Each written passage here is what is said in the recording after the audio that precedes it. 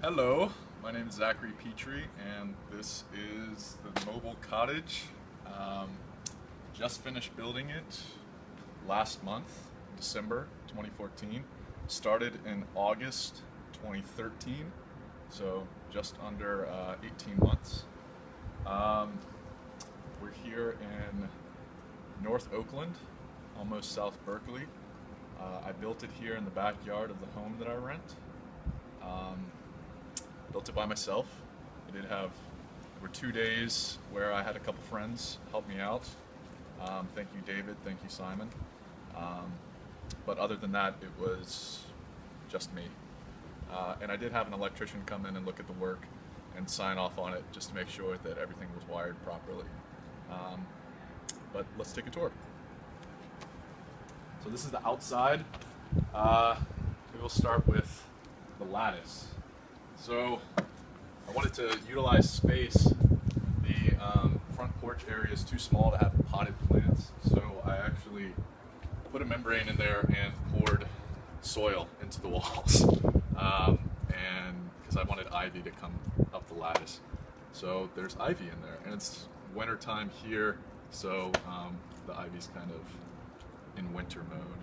It hasn't been getting too much water, but it's fine. It's been growing. It started as just like little ivy plants, so it's grown this much in maybe 4 months, 5 months. These windows are I got these at an antique store from a home that was built in 1880. This is hand-cut beveled glass, and there's a second window here, so it adds some nice kind of light refraction in the morning when you're on the porch area. I guess we'll walk around. So it's on a 20-foot trailer bed. I have the heaviest duty tires you can get that will fit those wheel wells. They're grade E, and so there are 4 wheels. I think the total gross weight that they can carry is 11,250, right around there. The house actually weighs probably close to that, right around there, but the tow vehicle is going to take probably 1,500 pounds, so it'll be fine. The trailer came with scissor jacks at each 4 corners, which is very helpful, but you can see I have it up on blocks, which is what I would recommend if you were to park it anywhere. Putting it up on blocks, also utilizing the scissor jacks. The more points of contact, the more stable it is. Right now it's on 2 back scissor jacks and 4 blocks, and then the tongue jack.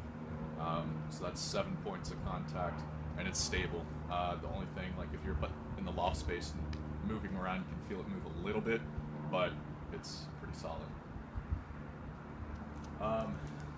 There are a lot of windows in this house. Double hung wood-clad windows, so the vinyl on the exterior, and you'll see when we go inside, they're pine on the interior. There's a outboard or outdoor motor vent, so I did that so you wouldn't hear the motor when you're inside the house. I have a friend who built one in Louisiana, and I know that he had mentioned that the sound of the bathroom vent was something that you could hear and kind of got annoying. He changed it by adding like a little sound barrier, but I thought I would start with that. So there is ducts that lead to registers both in the bathroom and also one over the stove. The siding is Western red cedar. It's already primed and treated. So the color that you see is actually how it came. It's primed, and it kind of has a weathered look. But this would be painted if the person who purchases the home wants me to paint it a certain color. They just need to tell me what to paint it. And then I hammer drove in all of the nails. I didn't want to use a nail gun. I don't know why, but I wanted to do it all by hand, and so I did. And so it took a while, but they're in there, and well secured, and it kind of gives it a little bit more of a hand craftsman look. What's nice about the house is kind of the size and storage of the house. There's plenty of storage. There's also exterior storage. So you have this whole cavity here. So you can store tools, you can store brooms, and on the other side, it goes all the way through. There's just a shelf up here. On the other side, you have 2 propane tanks that connect to the tankless water heater and also to the stove inside. The roof of this and the other cavity, I put a roofing membrane underneath the deck part, so no water will get inside your shed.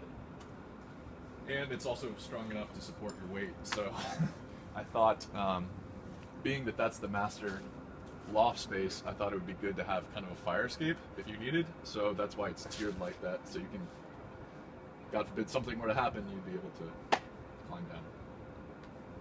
And this is the on-demand tankless water heater. It works great. There's only the need for the shower and then the bathroom sink and the kitchen sink. You could run them all on hot water and it'll be able to meet that demand. You also have access valves that I added here, so you can do regular flushing quite easily. I think it depends on your water supply, if it's hard water or not, but an annual flushing or maybe a flushing every 2 years is probably a good idea. It has, the trailer itself has brakes on the axles, or on the wheels, and so it attaches to the towing vehicle, so that when the towing vehicle brakes, it also brakes, and the lights on the rear also indicate braking. So that's very helpful when you're towing such a large load.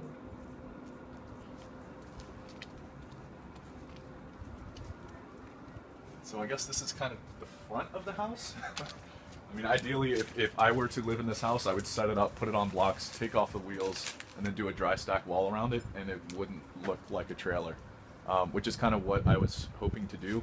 You can see there's this kind of trellised area that breaks up the wall. I did that because I didn't want to have just a straight wall going all the way up. I feel like if you break that up a little bit, at least aesthetically, it adds a little bit more appeal. Also, it adds for little ledges for both loft spaces, so you could put planters up there, very narrow planters. You have this is a 50-foot, 30-amp marine cord going into a marine inlet, so that's all water resistant and waterproof. And this goes to a 30-amp breaker, 5-circuit breaker that I can show you when we go inside. And also you have a exterior outlet if you need to do any work or anything like that. You need a power tool. The stairs I made small enough so that they can travel with the house, and then you just go. All of the red stain that you see is one of the nice things about being on the West Coast is you have access to readily available redwood. So this is all from Mendocino, and I stained it 2 coats of stain, so it should be fine for a few years. You might have to reapply a coat maybe in 3 years, something like that, just to keep it protected. And Monica, I'll let you walk in ahead of me. Mm-hmm. There's a little lamp. I don't know if you saw that cool little vintage lamp, and it's on a timer, so it's set to adjust with the time zone that you're in and daylight savings, and so it'll come on every night at whatever you want it to. Just set it.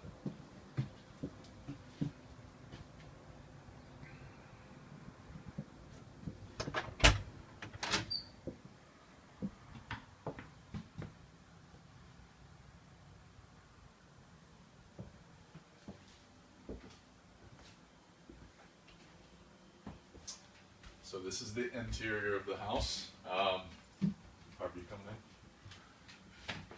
So there are little touches of kind of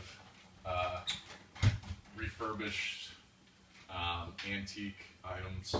This door is one of them. This is hand-poured craftsman glass. So it's also very nice in terms of kind of, it adds that wavy look. The only thing is that this house is very well insulated. The only kind of weak part of the insulation will be this single pane glass. All the rest of the windows are double pane. Cellulose, blown-in cellulose insulation for the walls, and then rigid foam for the floor, rigid foam for the ceiling. I think the walls have an R value of about 10, or maybe it's 12, and the ceiling and the floor have an R value of 14.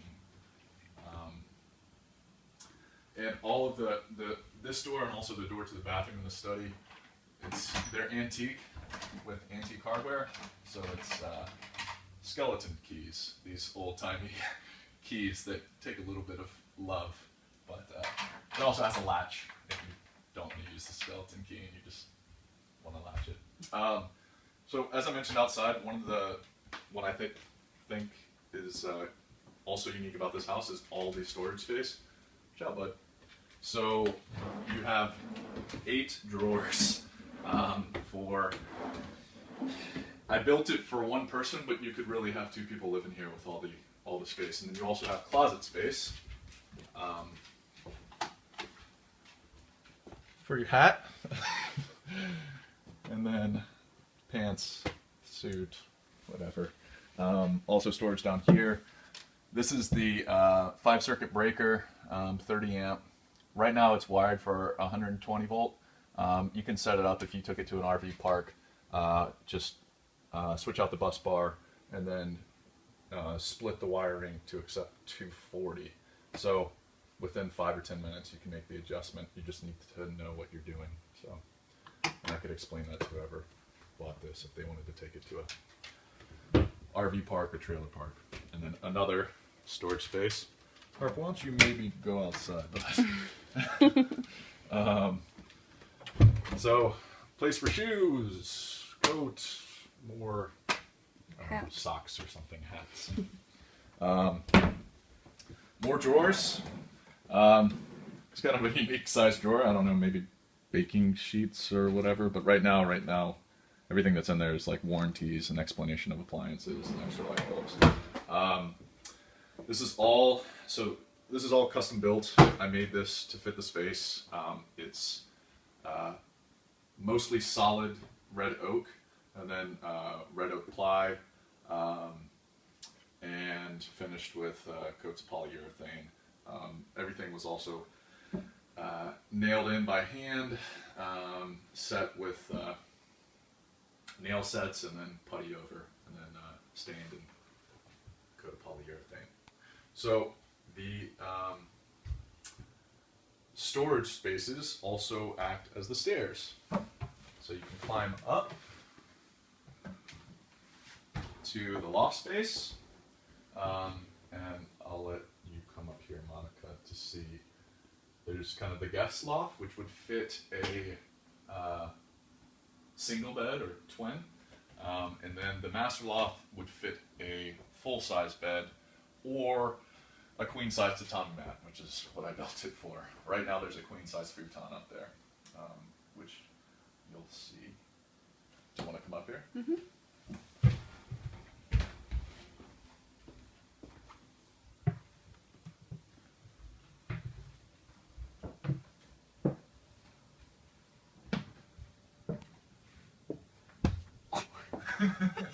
Yeah, so there's not a huge amount of headspace up in Loft.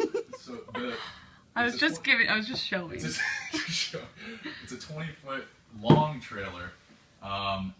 It's 8.5 feet wide, 13.5 feet tall. It's just at both 8.5 and 13.5, which are California's vehicle restriction height and width dimensions.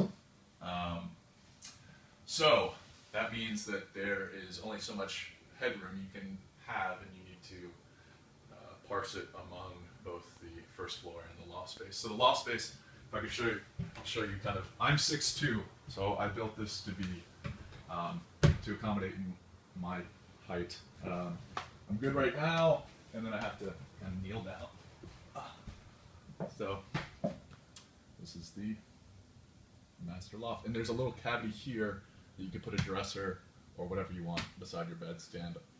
The light fixtures, they're on 3-pole wiring, which means you can turn them on and off at the lights by a switch, and you can also turn them on and off down at the bottom of the stairs. So that's nice if you don't want to climb back up here to turn them on and off.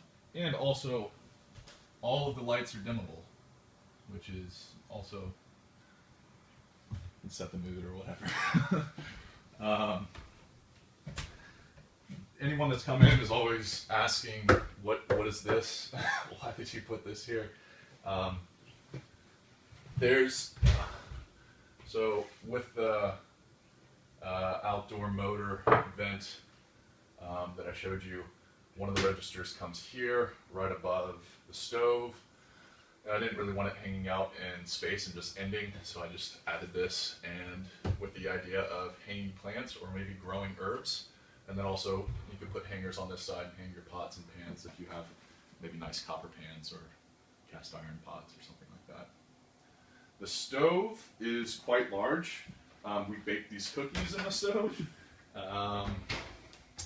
4-burner stove run off of, it's been converted, I converted it to LP propane gas, which is what the water heater runs off of and what everything's hooked up to.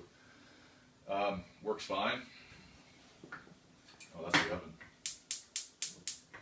So, and actually, surprisingly, if you want to heat up the tiny house, you could just run the 4 burners for a few minutes, or the oven, and keep the door open for a few minutes, and it gets pretty hot in here pretty quick. There's also a space here that I'll show you that when you leave it running, and maybe leave one of the windows cracked a little bit in the upper space, it kind of keeps it like a perfect temperature in here. Copper sink. There's kind of a copper theme throughout the house, and you'll see it in the bathroom as well. I chose copper because it's living. It'll patina. It kind of, in time, it'll mature and kind of show usage. So I think that's kind of cool. Then you also have a fridge. I think it's 4.5 cubic feet. It's pretty sufficient for one person, I would think, when you have a freezer space. Down here you have a space for a trash can, and then in that cavity back here, you have a 44-gallon water tank that's hooked up to a pump. So if you fill that up and wanted to move this somewhere where you weren't hooked up to city water, you would have 44 gallons to work with. The shower head, I think it's supposed to be low flow, which is the only thing you can get in California, or the only thing that you're supposed to have in California. I think it's 2.5 gallons a minute. So you could take a week's worth of showers and have a week's worth of water if you take like 2-minute showers with a 44-gallon tank. So it's more just kind of emergency water, or also good if you're in California and there are earthquakes and you can't get city water anymore. It's good to have that kind of filled up. While you're up there, I'll show you the breakfast table. So more antique hardware. Just latches down, folds down, and it's solid. You can eat some cookies. So it's kind of perfect for 2 people. Here and here. Hey, Monica, looking good. So yeah. This is the best seat in the house. Because of the cookies. Yeah, because of the cookies. And it's super easy to put back up. You just grab the leg, latch. There it is. So again, plenty of storage. Liquor cabinet, or whatever you want this to be, or lemon bin. There's also plenty of outlets throughout the house. Anywhere where there's potential water, you need to have a ground fault circuit break outlet, which all of these are. And they're also, all the outlets that are not around water are also tamper-proof, so if you have kids. One of the cool things about building your own house is you can get innovative as to like storage, and so there's always kind of weird and like kitchen counters. How do you utilize this space in the back corners? And so instead of having a super long drawer, I made it a little short, and then you have a bin back here that you can grab from. So you can hide your, I don't know, pesticides or cleaners or poisonous kitchen supplies back there, out of reach of kids and things like that if you did happen to have a kid here. On to the study, I guess. So, or whatever this could be. It's just a kind of bare room right now. It has the little space heater that heats up nicely. All of the woods throughout are hardwood. This is reclaimed solid red oak. It had a stain on it that I took off and then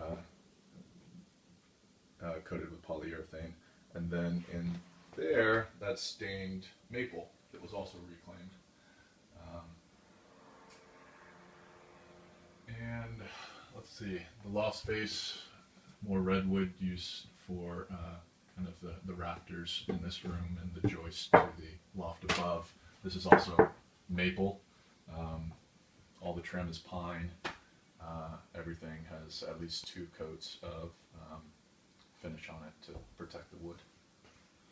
This is kind of unique. The door, I didn't want to do a pocket door because I wanted to have a window here.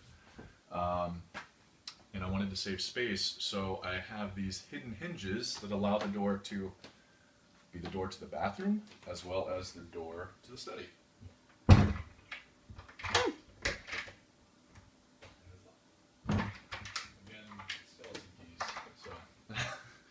And I'll let you come in ahead of me to go into the bathroom.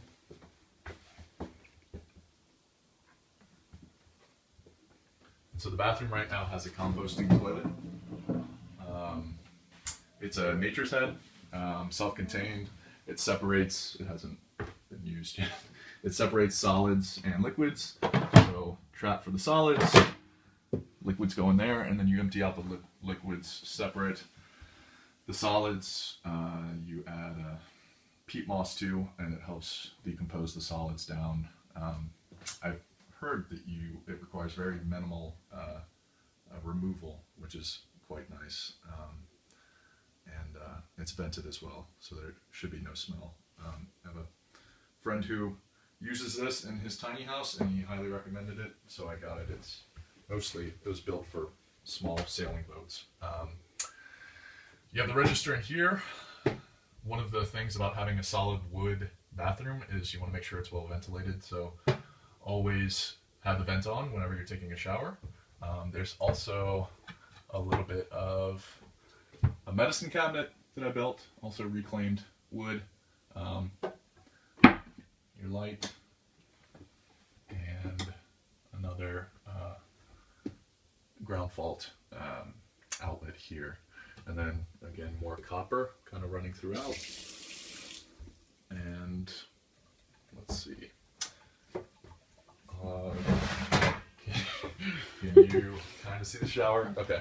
So the shower is maybe my most favorite thing. It's exposed copper piping. And so when people see it, they ask, is there a reason for this? And functionally, no. It's purely form. I just made it into design and sweated the pipes. And again, with the same thought that over time the copper will patina and mature, and you'll see kind of it'll visibly show time, which I think is kind of nice. And then there's a porcelain shower head, also antique, low flow. And then you have a window separating the study from the shower. That's a fogged or a smoked window. There's a lot of different wood in the shower. The also unique is that it's grappa wood slats for the shower floor. And I actually just turned on the water in here, which is why it's wet. I'll turn it on again to show you. And the on-demand heater works pretty well. It's already warm. There's a valve up here. I'll turn it off so you can hear me. There's a valve up here, so all you have to do is set it to what you like, hot, cold, and shut it off here, and then turn it back on, and then shut it off and use it from day to day. It'll remember the right temperature that you want. So this is grappa for the flooring. Underneath, I poured a cement shower pan, which added a lot of weight. I didn't realize that I was going to do a wood floor over top. If I had known and that I wasn't going to do tiling, then probably a plastic membrane would suffice. But there's a plastic shower pan membrane underneath the cement to ensure that no water is going through the shower pan to the subflooring. There's also shower membrane for the walls throughout the bathroom, and then there are strips of wood lathe running vertically that the Western Red cedar, which is the siding for the shower, is fastened to, allowing for pockets of air on the back side so the wood can dry from the back to the front and not only the front to the back. So it won't warp, it won't mold. Everything in here has been coated with 2 coats of marine water sealant. So you can see kind of the water beads. It doesn't soak into the wood. So you can see there. Grappa, batu, and then the floor is ipe. All different Indonesian hardwoods. The supplier that I got them from said it was sustainable sources, but I now have come to find out I don't think that there are really sustainable rainforest or more Indonesian hardwoods. So used a little bit now, might not use it in the future, but it will last. It will last a long time. The Western Red cedar might need to be changed out in 10 or 15 years. Is what the people at the lumberyard told me. But with that coat of marine grade sealant, I think they should be fine. So that's the bathroom. And that's the house.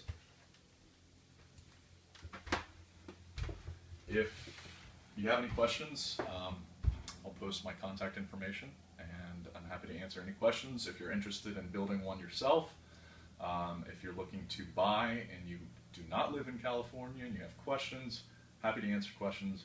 Or if you are in California or within delivery geographically, I'm happy to answer inquiries on possibly purchasing the home. So hope to hear from you and hope you enjoyed the video.